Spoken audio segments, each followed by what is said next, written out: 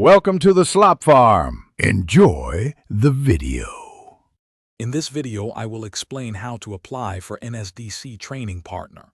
First, understand the NSDC mission and goals. Next, ensure you meet all eligibility criteria.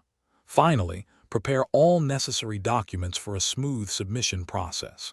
This guide will walk you through each essential step, helping you navigate the application with confidence and clarity.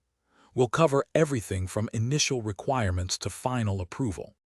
To become an NSDC training partner, your organization must meet specific eligibility standards. This includes being a legally registered entity, such as a company, society, or trust.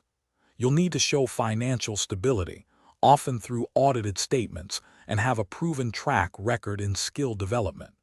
Your infrastructure and trainers must also meet industry standards. The application process begins with registering your organization on the Skill India portal.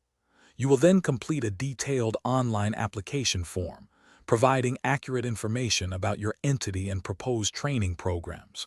Crucially, you must upload all supporting documents, including legal, financial, and operational proofs.